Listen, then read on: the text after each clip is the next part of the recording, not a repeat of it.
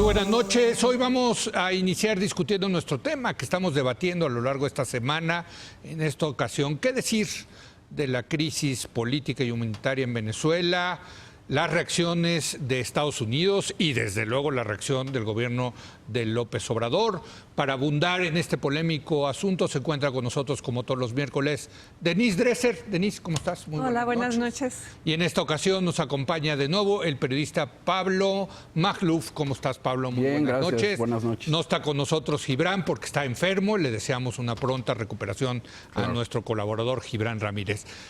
Denise, ¿por dónde comenzamos? A ver, ¿qué está en juego en Venezuela? La posibilidad de reinstalar y recuperar la democracia o continuar con una dictadura. Por cierto, que pararse del lado de la democracia no significa avalar la posición estadounidense, aplaudir a Trump o apoyar la idea de una intervención militar por parte de Estados Unidos en Venezuela. Creo que la mayor parte de los países latinoamericanos y la Unión Europea y a lo largo del mundo estamos viendo a países pronunciándose en el sentido de que Maduro ya no es un presidente legítimo, es un dictador que orquestó una reelección con una oposición asediada, reprimida, en la cual ni siquiera pudo participar plenamente. Maduro, gracias al clientelismo, a la represión, y el Estado mismo se ha convertido en un feudo corrupto controlado por él, por sus cuates y por el ejército. Ahora, ¿por qué no muchos de los que todavía defienden al régimen dictatorial de Maduro dicen, ¿por qué no juzgamos con la misma vara a otros regímenes dictatoriales? Por ejemplo, Arabia Saudita. Yo sí soy de los que los juzgo con la misma vara. Yo creo que deberíamos juzgarlos con la misma vara. Sí. Y por eso ha surgido en los últimos 20 años esta noción de la supranacionalidad de temas como derechos humanos, democracia. De ahí viene el mandato de las Naciones Unidas de la responsabilidad de proteger.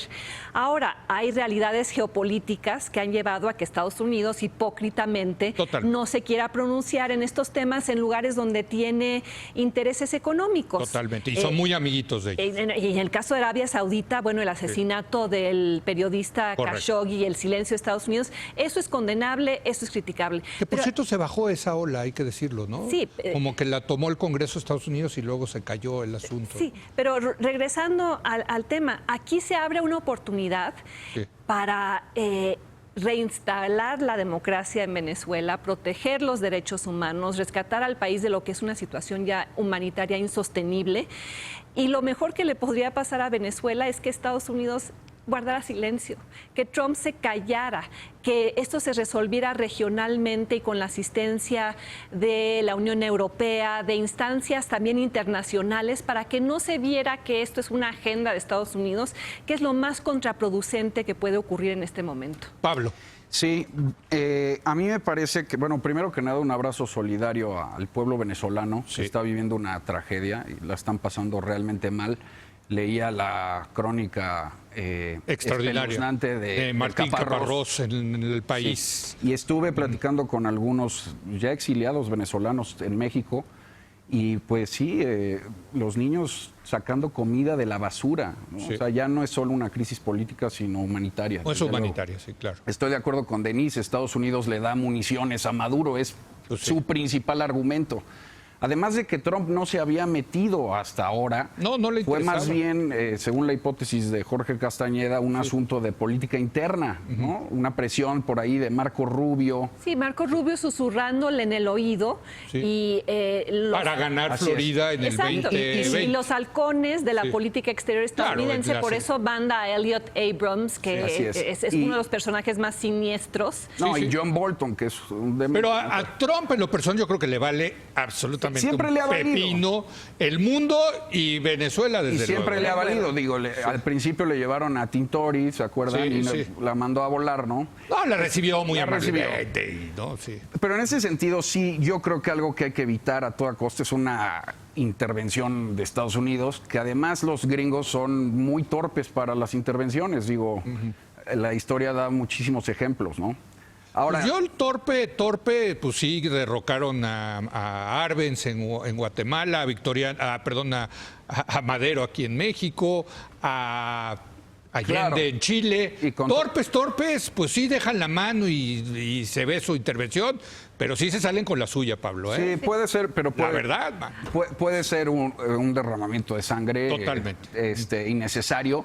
En ese sentido, yo sí abogaría por la diplomacia, ¿no? Antes que nada. Y ahí me gustaría tocar la posición mexicana. Venga.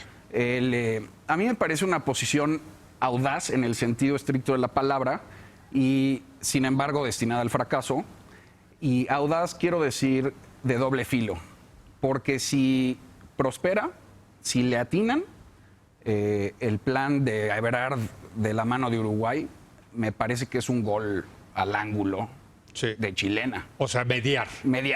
Sí, mediar. La oposición no quiere. No. Ahora voy con eso. 85% de la población. Porque dice, ¿no? pues ya hubo diálogo, ya vino el Papa, ya vino Rodríguez Zapatero. Sí. Lo único que hacen es pues ganar más tiempo, darle oxígeno al régimen. Yo creo que eso está destinado a fracasar por otras dos razones esenciales. La primera es que Maduro no va a negociar, no quiere negociar. Ya lo dijo. Ayer dijo, elecciones presidenciales, olvídenlo. Sí. Si quieren elecciones legislativas, pues a ver, ¿no? Es muy conveniente. Y la otra es que algo que poco se dice es, no nos hagamos mensos, el partido en el poder en México es abiertamente simpatizante de Maduro. Entonces no puedes confiar en que un gobierno con ese partido vaya a hacer cualquier tipo de negociación. Sí, es un buen punto. Y tienes gente... La oposición no lo vería como una cosa neutral. Así es. Yo no confiaría, al menos, en un partido que... es abiertamente publirrelacionista del régimen bolivariano. Bueno, no, yo creo que hay que ser cuidadosos aquí. No creo que Morena, es miembros de Morena. Miembros de Morena, ¿no? Pero para miembros, ser más miembros muy distinguidos, sí, entre ellos la presidenta. Así es. Sí. Yo no creo que la posición de México sea audaz. Me parece que más bien es ingenua, es intermedia, es incómoda. Entiendo el argumento que es mejor asumir esta posición que la intervención o no hacer nada. Pero es una postura en la cual históricamente ha demostrado ser fallida en Venezuela. Ha habido otros intentos de mediación por parte del Papa Francisco, por parte de Zapatero, de Torrijos, y han fracasado porque Maduro no quiere negociar. ¿Y por qué no quiere negociar? Porque, como bien lo dijiste, le da tiempo para desactivar la efervescencia social. Y algo que ha ocurrido en esta coyuntura, que no había pasado antes en la historia reciente de Venezuela, es una alineación feliz de distintas cosas. Esta movilización impulsada desde abajo, junto con la presión desde afuera. Leí ahí un artículo fascinante sobre cómo es que se logró aglutinar a la oposición en torno a la figura de Guaidó. Porque ¿qué había pasado? La oposición... Un verdadero desconocido, por cierto. Yo no sabía de Guaidó hasta hace 2 semanas, ¿no? La oposición venezolana había sido... y se le veía como incompetente, desunida, políticamente miope, sin rumbo. No había logrado armar una estrategia compartida o una visión coherente. Y con toda una serie de movimientos tras bambalinas, incluyendo la asesoría diplomática del gobierno canadiense, que ha jugado un papel importante aquí. Ah, no sabía eso. Sí. Chrystia Freeland. Y logran armar esto que por primera vez une a la oposición, la saca a las calles y tiene un plan de acción que está ganando credibilidad y poder. Y esto se debe a la congregación del apoyo en torno a una persona. Ahora la oposición tiene una cara, tiene una voz, no es esta cosa medio dispersa. Chavísimo. Bueno, yo ya todos los veo chavos, pero... Y eso ha logrado... 35 años tiene. Y ha logrado... Guaidó ya te estaba haciendo presidente. Ha logrado catalizar el repudio legítimo de la comunidad internacional a Maduro en su favor. Y ahora estamos viendo ya acciones muy específicas para para quitarle financiamiento a Maduro, con el cual mantenía el apoyo de la cúpula militar.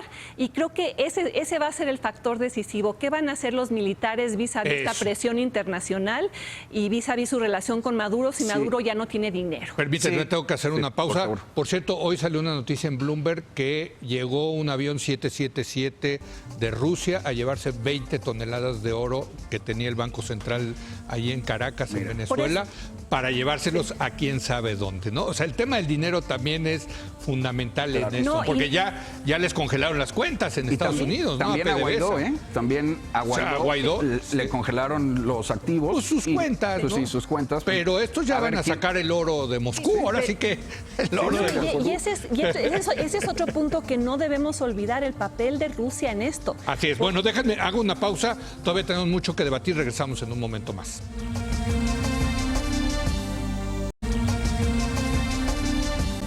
Estamos de regreso debatiendo el tema de Venezuela, la reacción de México. Pablo Magluf. Mira, otro punto que quisiera tocar sobre la probable motivación del gobierno mexicano es el discurso local, aislacionista, nacionalista.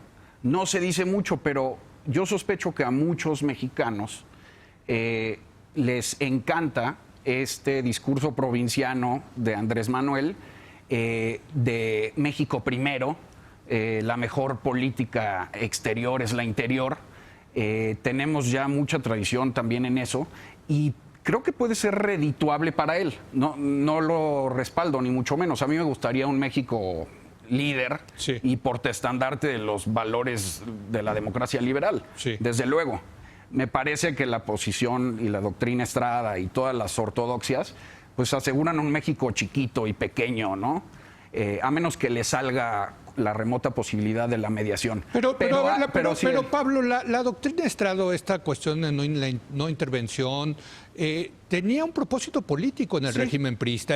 Yo no me meto con ustedes, pero ustedes no se meten conmigo. No, y además nunca... O sea, sí, era un tema de política interna. De acuerdo, y pocas veces se le hizo caso. O sea, México realmente... También hubo mucha hipocresía en eso. Desde luego. Hay que ver a la doctrina Estrada en su especificidad histórica. Fue necesaria, justificable en términos de un país recién independizado, vulnerable, que quería pues mantener su soberanía territorial ante la posibilidad siempre presente de una intervención estadounidense. Y después el PRI usa la doctrina Estrada a conveniencia para que la comunidad internacional no tenga capacidad de escrutinar lo que está ocurriendo en términos internos y el deslizamiento autoritario de los 60s y eso no impidió 70s. Que México condenara a los nazis, a Mussolini, a Franco, ¿no? No, bueno, a Pinochet, después, a Somoza. Por supuesto. No, claro. Entonces yo creo que sí. Ahora que se usa la bandera de la no intervención, deberíamos salir a recordar eso. México ha violado su propio principio de no intervención en momentos muy importantes. Pero, por ejemplo, Denise, tú estudiaste Relaciones Internacionales en el Colegio de México. ¿Qué les decían a los estudiantes con el tema de la doctrina Estrada? ¿Cuál era el propósito de esta doctrina?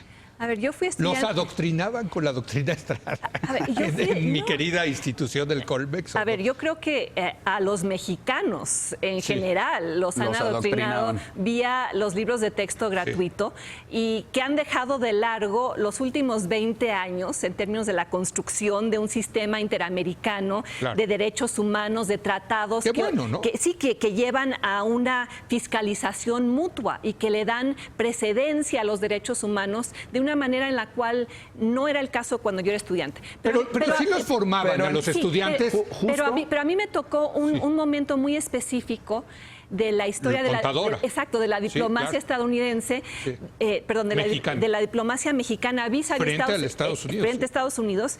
Y yo creo que el grupo Contadora Rosario Green fue mi maestra y era un momento de intervención mexicana en Centroamérica vía una mediación que resultó muy exitosa y yo creo que de ahí viene esta idea de pues recuperemos ese papel, pero eran circunstancias muy distintas. Y todavía estaba la Guerra Fría fría. Es muy importante también decir que, por cierto, empieza también a verse esto como medio guerra, pues no sé fría, pero tibia. Una guerra medio tibia ahí con justo la mayor motivación, me parece, más que el oro o esta fantasía del petróleo que no tiene ningún sentido. Estados Unidos es el principal productor de petróleo en el mundo.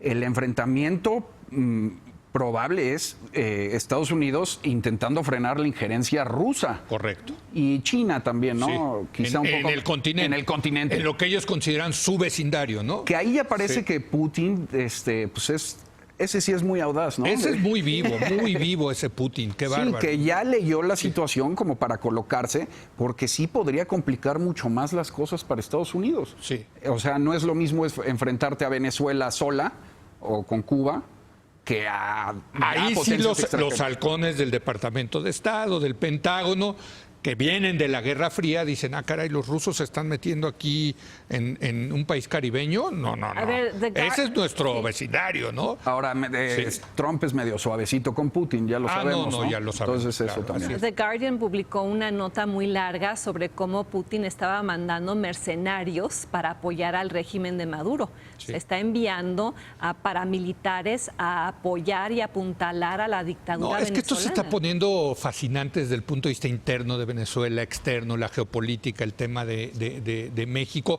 Terminemos con el tema de México porque Denise quiere hacer un comentario también de lo de Fitch, de la baja de la calificación de Pemex. Pero no, Pablo. simplemente repetir que la motivación de Andrés Manuel va muy acorde a los tiempos del populismo. O sea, no me parece muy extraño que el discurso sea México hacia adentro.